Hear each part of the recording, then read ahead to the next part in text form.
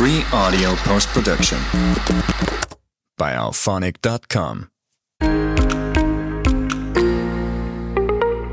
Welcome to Sports Management Podcast, where you will hear interesting sports management professionals share their stories, experiences, and passion for the sports management industry.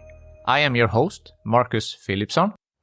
Welcome to episode 192 of Sports Management Podcast. Today's guest is Dr. Erkut Sogut, the founding partner of Football Agent Institute. He's a sports lawyer, author, lecturer, keynote speaker, and a sports agent with clients like Kieran, Gibbs, and Mesut, Özil. This is the second time I'm honored to have Erkut on the show, and this time we discussed what he has been up to since last we spoke in 2022. Get ready to learn why he moved to the United States, his goal to become a Harvard professor, Founding Pitchside Recruitment, the importance of networking, how to build winning teams, starting the football week, founding International Federation of Football Agents, and much more. Dr. Erkut Sogut, welcome to Sports Management Podcast. Thank you very much, Marcus. It's great to be here again after nearly 3 years, and I'm excited to join another of your great podcasts and being honored to be the guest again. Thank you so much. And yes, you are a reoccurring guest. You were on the show in the fall of 2022. So it's been almost 3 years and you have been up to a lot of things. But if there was someone that maybe didn't listen to the first episode, just, give like a brief background of who you are and what you do. Okay, of course, I do that. Yeah, so as you said, my name is Erkut Sogut. I'm born and raised in Germany. I'm Turkish descent, I spent half a year of my life in India. I spent nearly a decade in London, United Kingdom. And recently, as you already mentioned, I moved to Orange County, California in 2022 summer, and living here now. And my profession, so I'm a sports lawyer / sports agent.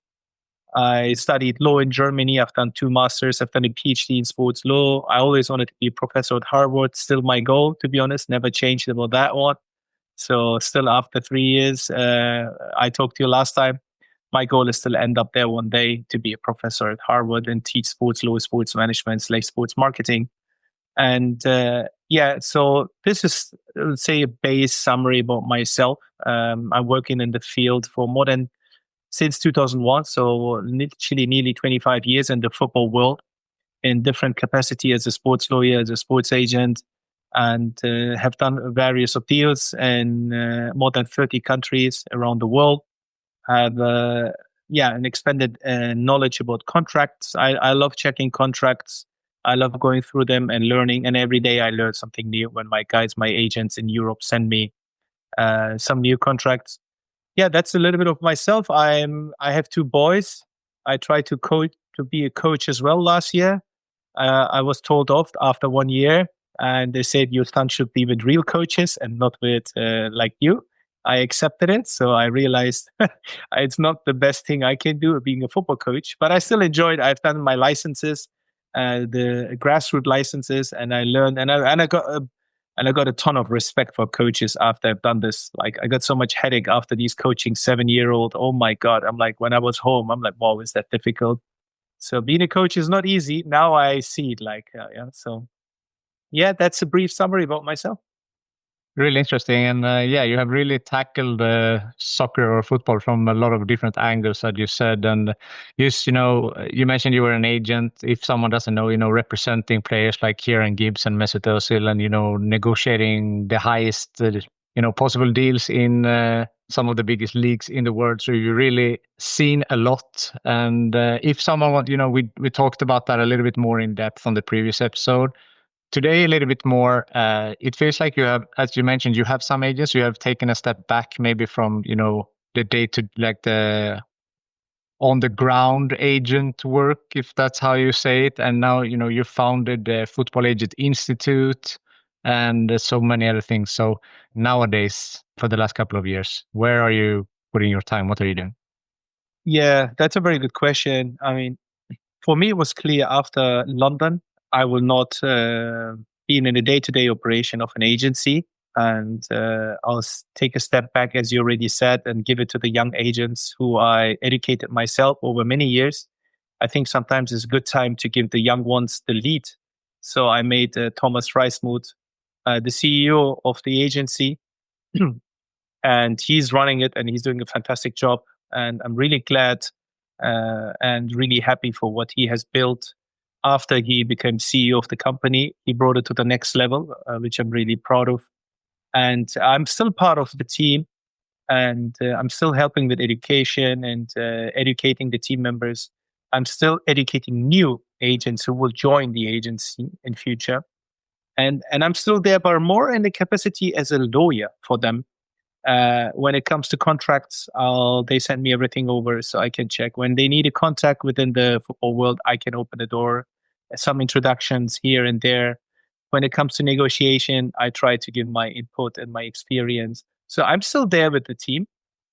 I'm still a part of the team, but I will say my role has changed and being more like the sports lawyer of the agency, and let them do, because they're next generation of agents. They're really good, and I'm just watching and seeing them from here, from California, what they're doing, and it really makes me happy every day when I wake up and see the great news coming over WhatsApp channel, our WhatsApp group, or so what's going on, signing of new players, making new deals, and it's just nice to be part of a group now.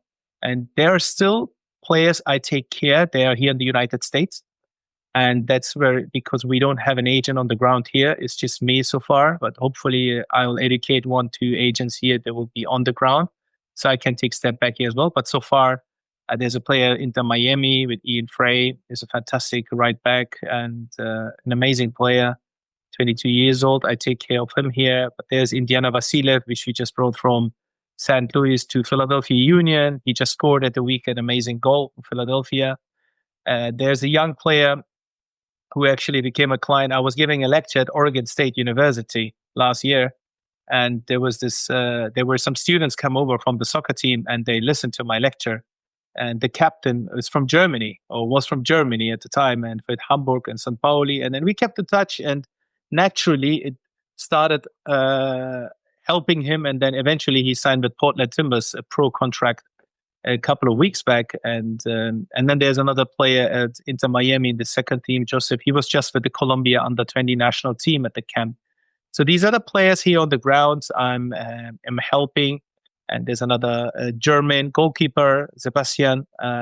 He just graduated from university. I'm trying to help him. So I'm still like 100% out, because he in the US, and there are some players, and it's good to be still in the business somehow, in terms of, but not like as it was before, right? With this a lot of work and travel. That's over literally, yeah. So that's from the football side. You mentioned you moved to like 3 years ago now to the US. So how's that like work-wise? How now, when you have like been there 3 years, you have had some time to reflect. How has it been working in football and living in the US? First of all, that the MLS is growing. And for example, half an hour south of me here is San Diego, the new franchise, the new football club. To see the region is growing massively in terms of football. You have LAFC, LA Galaxy, San Diego. Then you have Orange County, you have Ventura County. So 2 teams in the championship, the 3 teams in the MLS, and a lot of second teams of like LAFC and LA Galaxy. A lot of academies. It's a great hub for football. I think Florida and California are great places to be if you work in football, right? And therefore it's great. And I built new relationships. I think it's important for someone to go to other places to learn. And it's a new league, it's a new structure. There's a lot of regulations involved. If you bring a player from A to B, you need to always deal with the league, the MLS, rather than with the club. And when it comes to regulation, and then, as you know, everything is capped. You have certain amount of money to spend. You rather work in budgets. Here, when you offer a player, the clubs will tell you they have a certain budget. And so being in this environment where something is growing is always nice. And that was my idea, to come here before the World Cup. And now the Club World Cup is this summer, which is also a great event to be on the ground. Then we have the World Cup, and then the Olympic Games in Los Angeles. So for me, that was important to be here on the ground, to learn again, and to become uncomfortable again. After being so long, nearly a decade in London, I was really comfortable. I had a good life and everything was fine. but it didn't make me to be creative that much. I felt like, okay, it's the same life and I need to move on. And the end game is Harvard anyways. I said, okay, it's a good time to go over and use the MLS and everything, the World Cup, and eventually end up in Boston for teaching. So yeah, that's what I've done, and it's great. It's a great environment for someone who is hardworking, creative, and want to achieve something in life. The US is great. But if you're lazy, you don't want to work a lot, that this is not the best place to be. I say tell everyone, because the system is not like in England or in Germany where you have a social system where it kind of creates a kind of safety net. Here you don't have that kind of. It's very entrepreneurial. It's very commercial. It's very company oriented, and so you need to be hardworking. You need to be smart. You need to, and I think that suits me personally. Like I'm someone who always wants to be uncomfortable. I give you an example. Since moved here, now I'm fluent in Spanish. I can teach in Spanish. I went to Mexico to Anahuac University. I went to Cali to the Sports Institute. I give lectures in Spanish. But if I wouldn't move to California, I would never learn Spanish in that sense, right? Because, but the environment here drives me to learn Spanish. And I said, okay, if we want to be successful here in this country, which is so connected in football to South America and Central America, you start learning Spanish. So there was no way out. So this is now, it's a part of my life. And I feel like by learning Spanish or being able to speak, I feel like more like a Mexican American, right? Because the way people talk to me and see me, okay, I'm more brown, I would say, right? I'm not the white guy or I'm not the black guy. I'm more the brown guy for people. They see me, they think I'm Mexican. The first thing they speak to me is like, hola, ¿de dónde eres? I say, soy de Guadalajara, de Mexico. I say, I'm from Guadalajara, de Mexico. And they're like, oh, de Guadalajara, sí. I speak a little bit and I say, no, soy turco, soy de Alavés, soy turco, soy no mexicano. So I speak with them and they're like, wow, you speak our language. That's amazing. I said, yes, why not? Like, I feel like learning, right? I feel constantly developing, and that America gave me that opportunity in terms of learn, develop, and everyone is an immigrant. The first time in my life, I'm in a place where everyone is an immigrant, right? There is no native. The only natives, one of the natives, Americans, right? The Indians. Everyone else is an immigrant. Everyone came here. There is no someone who can say, hey, this is my country, I'm from here. That doesn't exist. Everyone comes from somewhere, either from Europe, from Asia. It's so multicultural. It's so diverse. It's unbelievable. That's fascinating. And did you learn Spanish in 3 years, or did you have any prior knowledge? Or no, I didn't have really prior knowledge. I've visited some courses long time ago, like probably 20 years ago. I wanted to, but I never really get into it. But I felt the only way to really learn it is to implement it in my life. Like when I'm driving here to work 20 minutes, I would listen Marca radio, right? So I listen every morning Marca in Spain, what's going on. So to football in Spanish, that's what I do, right? When I'm here at work, when I talk to my colleagues in South America, we have an agent in Cali, Colombia. I tell them like only in Spanish with me. Every message, every email, every phone call, I don't want. Everyone, my friends in Mexico, I tell them the same thing. Communicate with me solo en español. So I do that with everyone. And when I'm here in my office, I also have radio on as well, local radio in Spanish, or I listen to music. I have always Spanish somewhere, right? I was just coming back from Budapest, right? And I've been to Budapest for the football forum. On the way there, I watched 3 movies in Spanish with English subtitles. And on the way back, I watched 3 movies in Spanish with English subtitles. That's what I always do for 3 years now. I would never watch a movie anymore in English. I would say, what a waste of time to watch it in English because I speak English.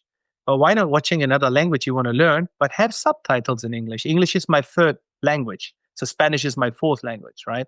So I'm learning my 4th language with the base of my 3rd language. So when I speak, so now I'm quite fluent in Spanish. I'm thinking about starting Portuguese, right? Because that's the next closest, in my opinion, and fast. So if I would start learning Portuguese, I would learn it with Spanish. So while I learn Portuguese, I actually make my Spanish better without really knowing it, right? Unconsciousness. So I think it's a very like, if I watch Netflix, I watch series in Spanish, right? I watch many things in Spanish like that. Or if I read every night when I go to bed and sleep, I have my Harry Potter in Spanish on my phone. So I would read Harry Potter in Spanish because I read it in German and English. It's easier. So again, it's vocabulary, right? And Duolingo, it's just 5 to 10 minutes every day. That's just for vocabulary. So it's a part of my life. So when I sit with my kids at home, they watch Netflix, something on Netflix or Disney usually, any Encanto for the 100th time or Moana, I would put Spanish subtitles. So when I sit with my boys and watch something, I have to. So I can use the time to read Spanish. So reading, listening, watching constantly makes learning something very fast. So it becomes automatically a part of your life. Yeah, you really been able to optimize your day, because like so many people like, I don't have time to go to the gym, and then you watch Netflix for 3-4 hours. I mean, you're proving that like you have time. It's your prioritization. You said like you can be with your kids and still learn some Spanish. Or I mean, you have written several books, you have several companies, you do teaching, you learn languages. I mean, how do you work on time management? How do you get, your day to go around with this many things to do at the same time? Yeah, it's a very good question. When it comes to companies, I build it with people. So I'm someone who invests in people. I don't invest in companies. I never invested in any company like other people. Oh, you know what? I'm buying shares from this company. I never done this. I don't understand it, so I never done it. But I know people. I'm a teacher of my base, right? I'm someone who can educate people. And I invest in people. All my team members are my investments. In any company I build it with people and I let them run it. So I'm not there building it and then running it. I'm building it with them. I'm still there, but I'm not day-to-day operation guy. So I will let them run. I give them the responsibility to make mistakes, to learn, to get better. So I'm there. I'm guiding. I'm leading in some capacity, but I'm not running these companies. So that's the key thing to have a great team. You need to find right people to build a great business. I don't believe the other way around. So with great people, you can trust, you can build something on a long term. And that's what I do. All my businesses are long-term investment into people. And with these people together, I build a great business. So that's the model, right? So that's why it's working.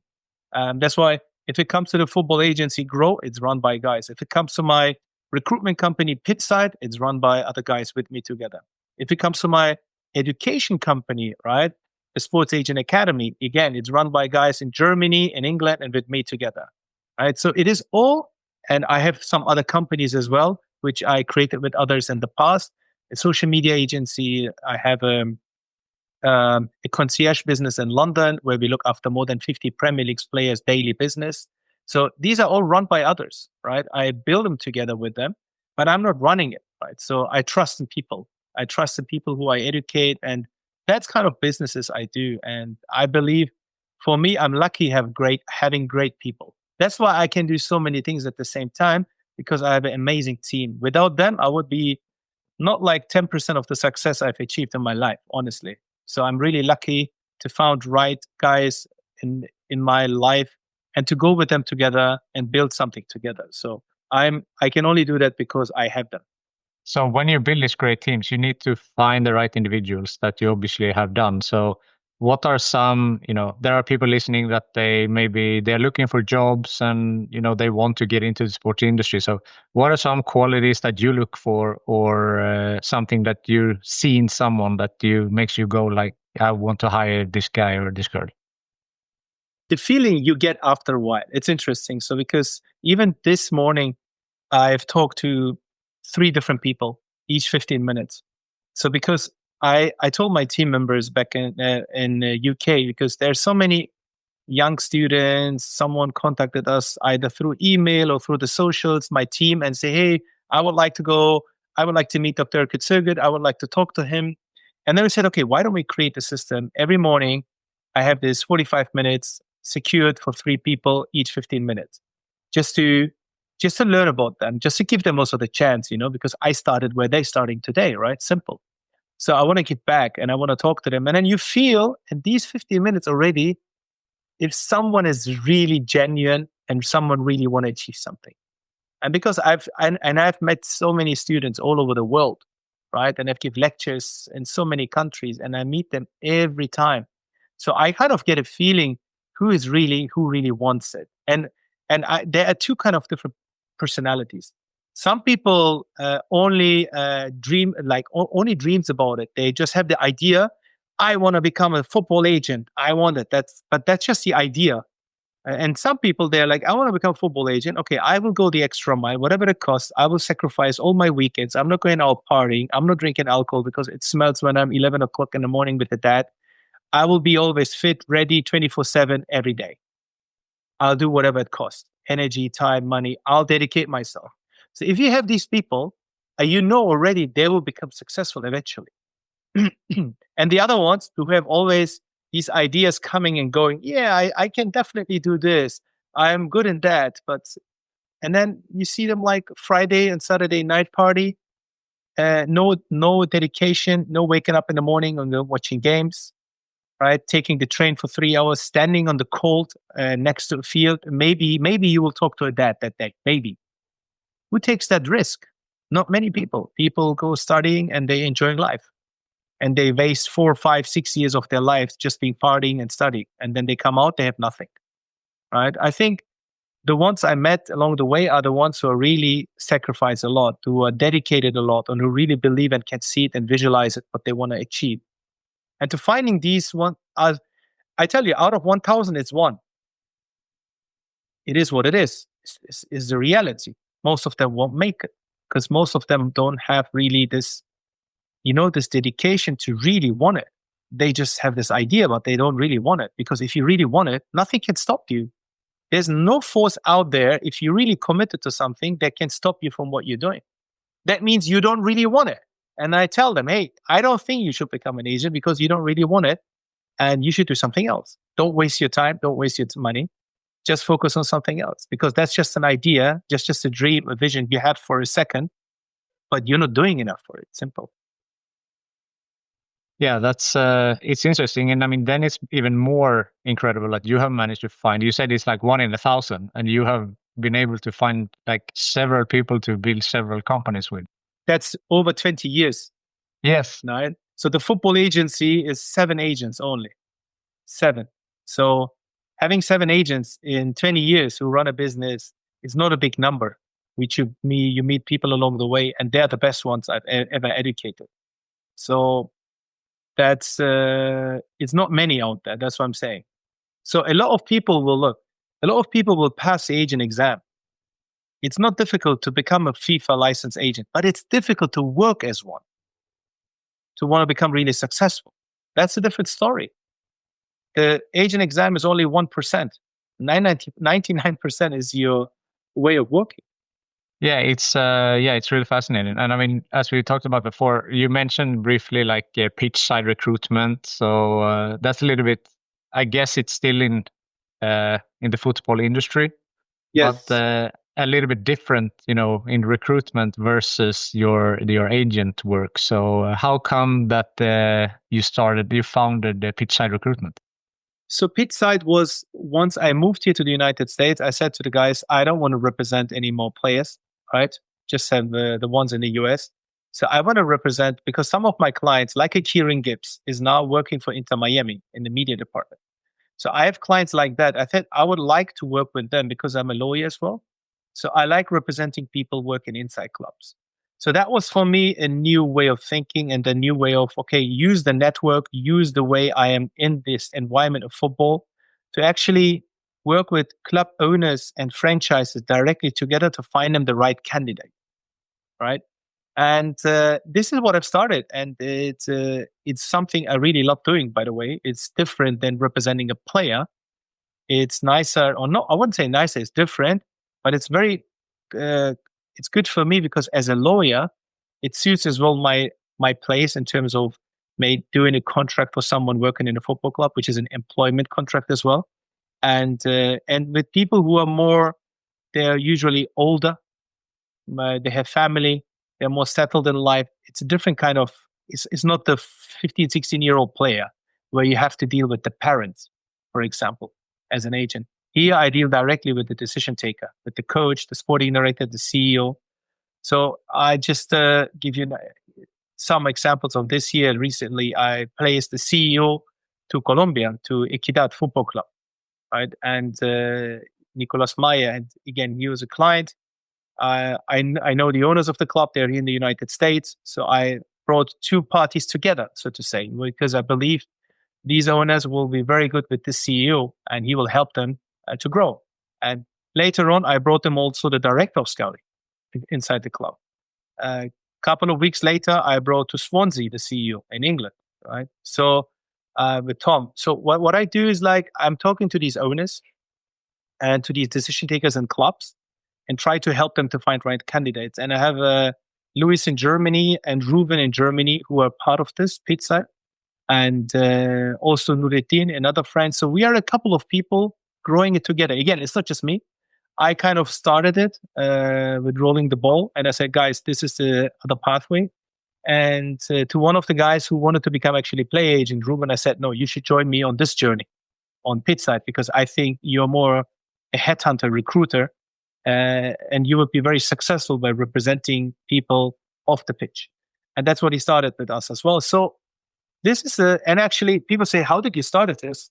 I haven't even thought. I can show you, the listeners can't see it, but it's called executive recruiting for dummies, right?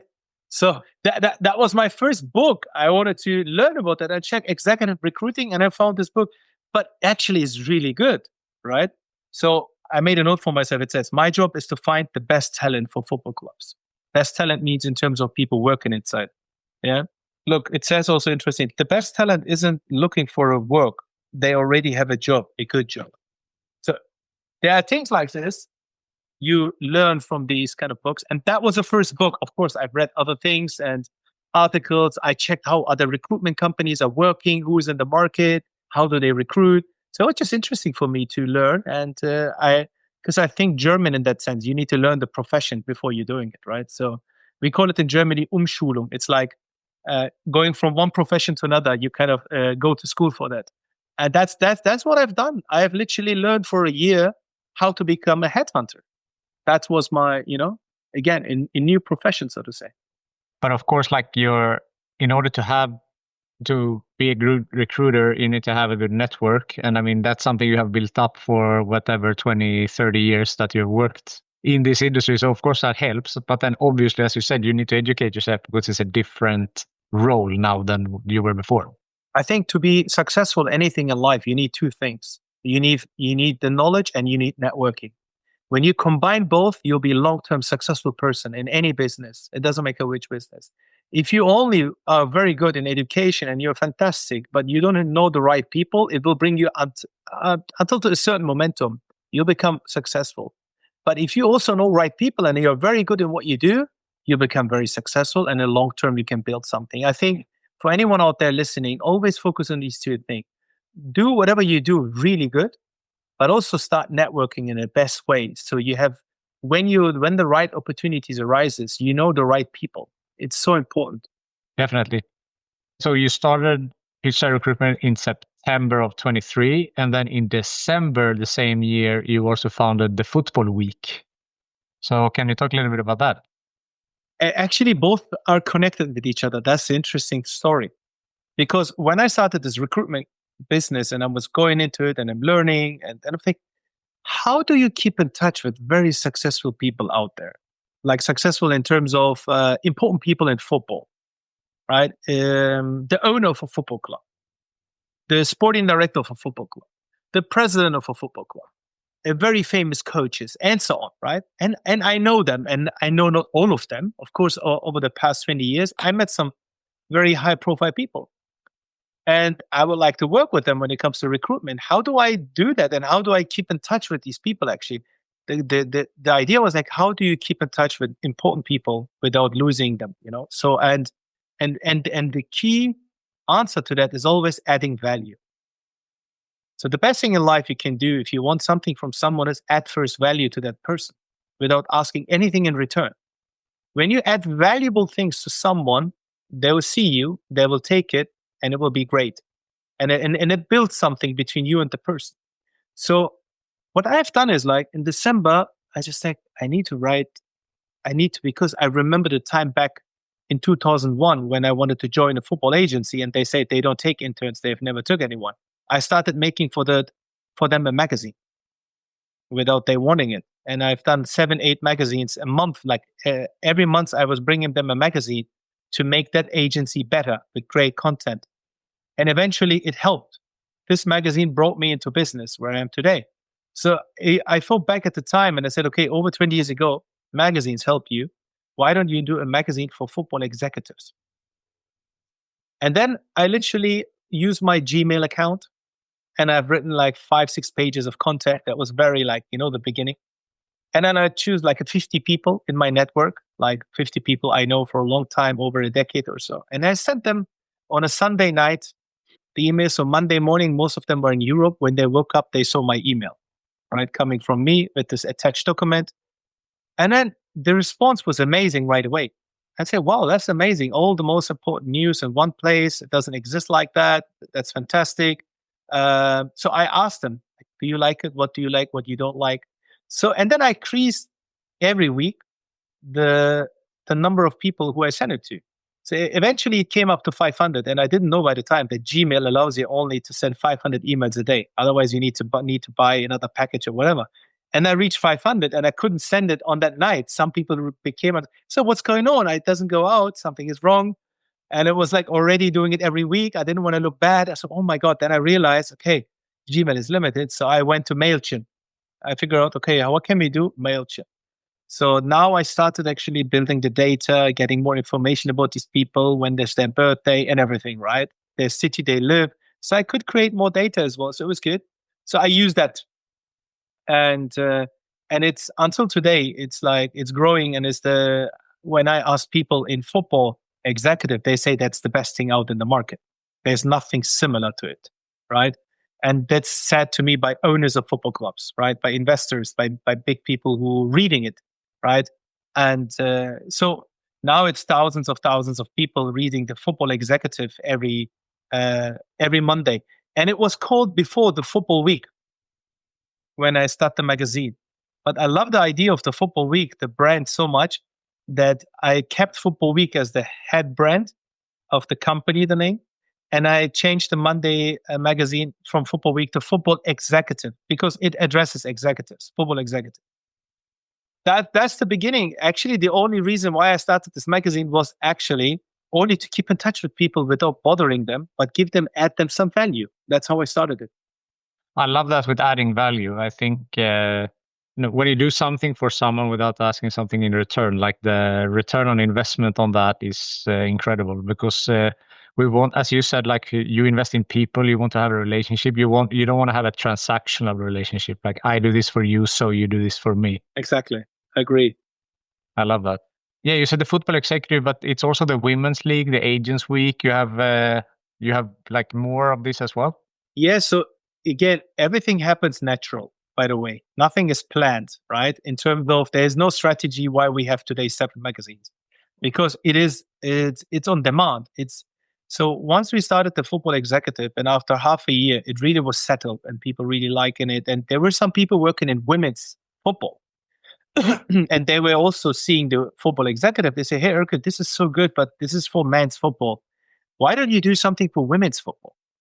And I'm like, okay, that would be another magazine. And then I created a team, right? I created a team of great people who are working in women's football today still. And I said that we want to create this magazine together. And then I told them what we're doing with the Football Executive. They loved the idea. So we started the Women's League, which is a magazine goes out every Tuesday. And we interview every Tuesday a person from women's football. It's so nice. I think the Women's League changed a lot and added so much value to the magazines, to the one already there. Then after this, I had some talks with some friends in Europe, and we were talking about what's the next generation in terms of football, where they will go and which part of football. Parents. The people underestimate the value of parents. And I said, okay, that's interesting. So that they gave me the idea of doing something only for parents, to educate parents of football players. Because if you have one player, you have at least 2 family members, sometimes 3 with brother or so that means you reach more people than a player.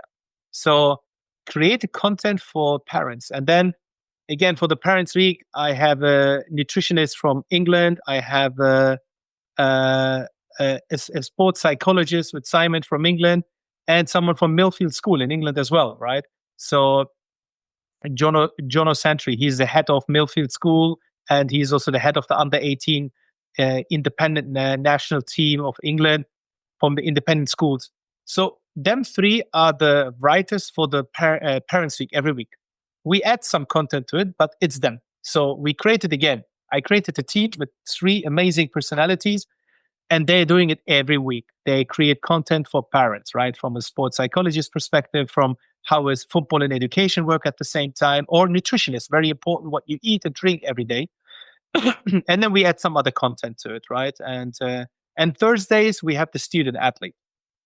Thursdays is the student athletes because the United States, we have over 500,000 student athletes at the universities. And we have 8.5 million high school athletes who want to become a student athlete. And there's no weekly magazine for student athletes in this country. It doesn't exist, right? And again, that came to a time, not that I planned it. A friend of mine, who became a friend of mine, he was working for NCAA at the headquarters. He's a lawyer, PhD guy, worked in NIL, worked for many universities, 5 years worked in NCAA, and he was leaving. And it was a perfect time. And I was like, hey, Ayas, would you like to build something like a magazine and with me together for this audience? He loved the idea. I made him the CEO of the magazine, and he's running it. There are like 6 people or 7 people included in it, 2 former student athletes. So they do that every week. So it's amazing what they create as a content and build together. And Fridays we have the Agents Week. That's probably the most normal area where people know me from, right? That's the Agents Week. That goes now to 3,500 agents worldwide. Every Friday, the Agents Week, and it's massive. That's growing very rapidly, and that's the Agents Week. And then new things we started recently. Saturdays we have the Players Week that goes to football players, any age group. And the latest magazine we started on Sunday is the Fans Week. That's for fans, from fans to fans. And there we want to implement fans, real fans for many years in clubs to be part of this magazine. So they write it with us together. So diehard fans from 5, 6 different clubs, they actually contribute. And then we want to share a lot of things, like we want to share jerseys. We want to do like a lot of things like, so that's in the beginning. So 7 magazines. And it became part of my life. That's why I built the studio here, because creating these magazines went to the next stage. We created the website, the Football Week, which we have articles every day. I don't know if you've seen it, Marcus. We release every day new articles. And my goal was from the beginning, have articles in different languages. So because the world, you kind of unite people by respecting and getting their language in it. So we have in Africa, I think 4 or 5 already different languages articles on our website, right? Like Swahili is spoken by 100 million people in Kenya and Tanzania. So it's a big language. So again, we have articles, 80% English and 20% world voices. And this is a great website now. It's growing very rapidly as well. And this is the studio, is the final step of our now media company. I would call it a small, tiny media company. This is the video podcast studio, right? There we will be like the podcast videos. We will do like listening the podcast and watching the YouTube channel. That's the next step. That's where we will invite people from these communities of 7 different magazines, from Monday an executive until Sunday a fan. We want to invite to the show in the beginning online, but in future I will go to places and meet them and do it on stage with them. So in some different way. So that's the goal. Yeah. So I think I talked too much, didn't I? No, for sure not. It's super interesting. So there's a podcast in the work also. That's basically what you said there. Happy to hear that. Yes, there's a podcast. So I need a lot of your help and a lot of your experience, my friend. Of course, anything. Now when people think, okay, he's done the sports law, he's done the agency, he has written fictional and non-fictional books. It's how to be an agent and all of these things. Now then, Pitchside Recruitment and Football Week and the podcast. Okay, that's plenty as is. But then also I've read that you are the founding president of the International Federation of Football Agents. So you couldn't. I couldn't stop. Huh? You couldn't stop there. Yeah, I mean that was like, again, it's natural. It's not like planned ahead or something. It was like, I always wanted to unite agents. I always had the goal in my life to bring agents under one umbrella. And now agents are licensed. right? You need to become a FIFA licensed agent. And I thought it was the right time to bring agents together and to give them a platform. Because when I talk to these agents all over the world, Marcus, and the most difficult part is actually after passing the agent exam. So what's next? So people are falling into like a hole. They don't know what to do. They don't know where to start. They don't know what's the next step. So what do I do? Like, now I passed the agent exam. I learned for it 6 months, 3 months, whatever. Now I'm happy and proud. I'm a FIFA licensed agent. But what's next? Right? And I think IFFA is the answer to that. For next, it's a place where agents coming together from all over the world. We have now over 91 countries and over 550 agents within 3 months. What we've built so far, and it's growing every day. I get every day new applications to join IFFA, and I assume towards the end of the year we will have 1,000 members. So with the new agent exam happening in June, a lot of people will pass and a lot of people will join us. And I actually trying to do like give them a platform where they can network with each other. So for someone living in Uganda or in Malaysia, how can they network with someone here in the United States? Or how can someone in the United States find an agent in South Korea?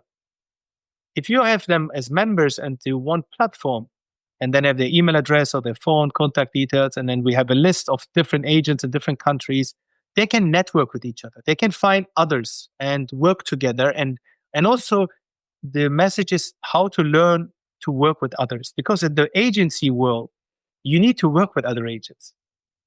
It's very rare that you do it on your own.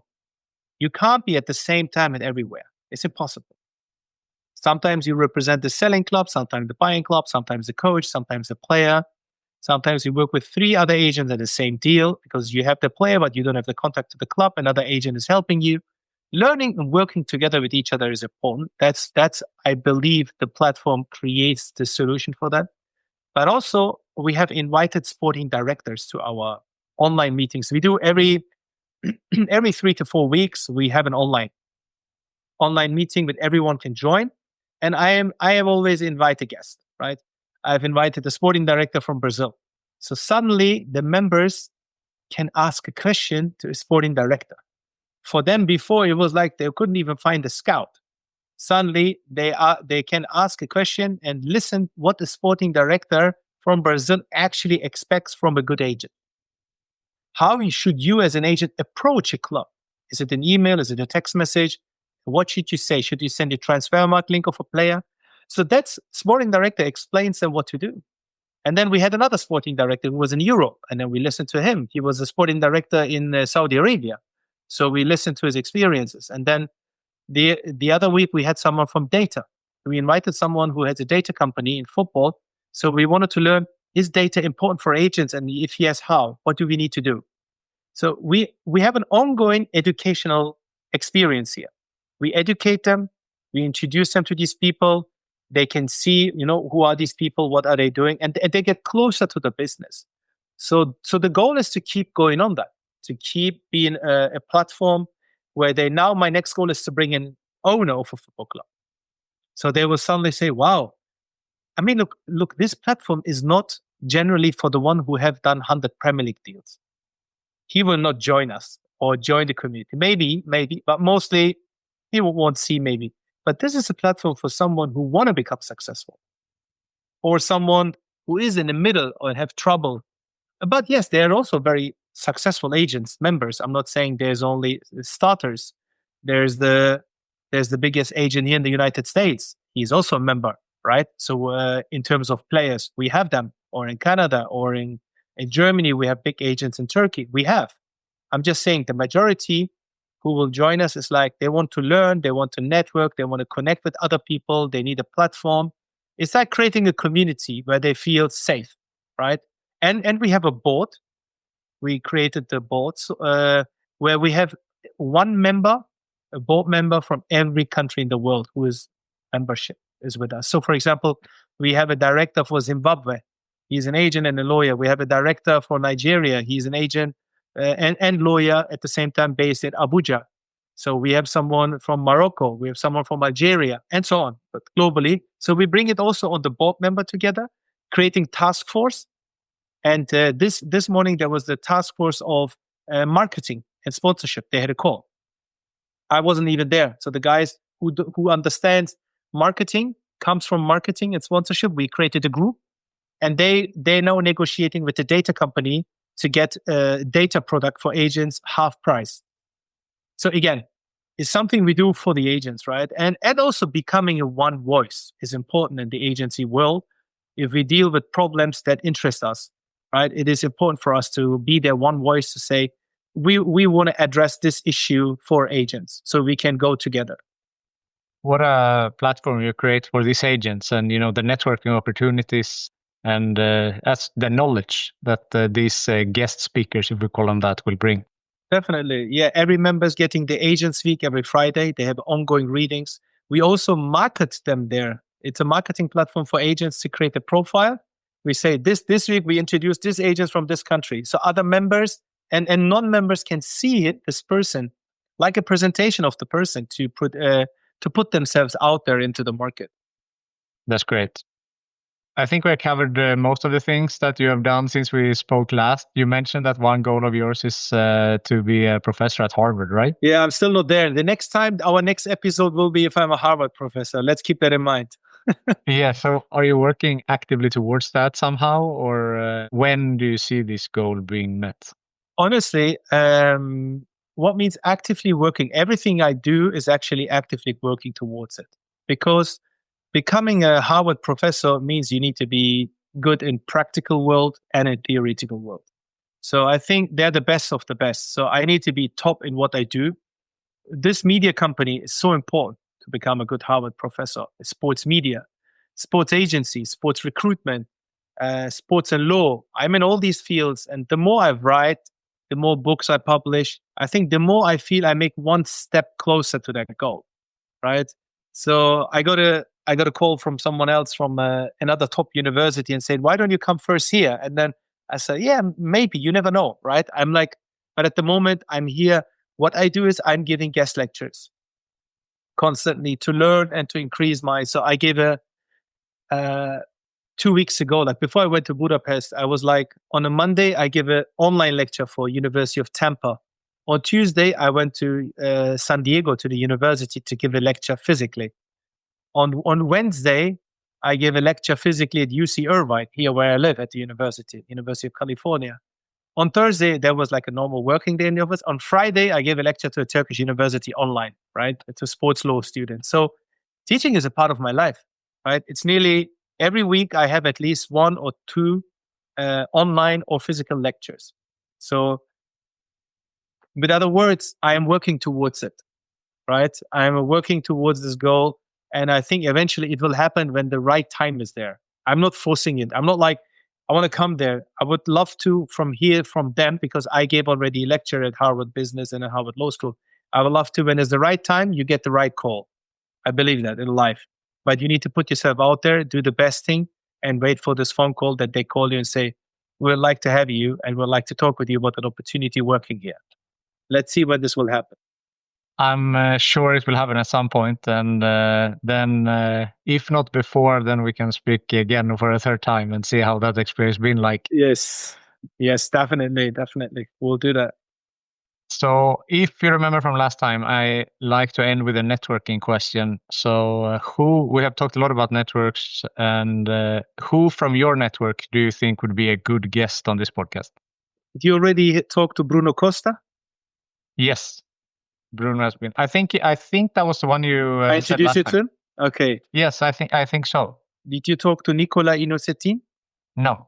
Yeah, he was the last job he had was a sporting director in Saudi Arabia. So before he was a former football player. He played also in Germany, like in Augsburg and so, but he's from Italy.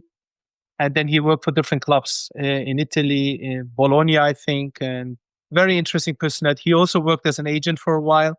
So he covers the football also from different angles. He could be very, very, and he's an amazing personality. You will like talking to him and chatting with him. Yeah, for sure. I'm taking a note of that, and we'll do that for sure. Erkut, thank you so much for taking the time to be on Sports Management Podcast. No, thank you for having me. It's always a pleasure talking to you, my friend. And it's always great to be back to the show. And I'm looking forward to come back and feature again, and wish you good luck with your amazing podcast. Keep going on like that. Don't stop. You're on the right way, my friend. Thank you so much.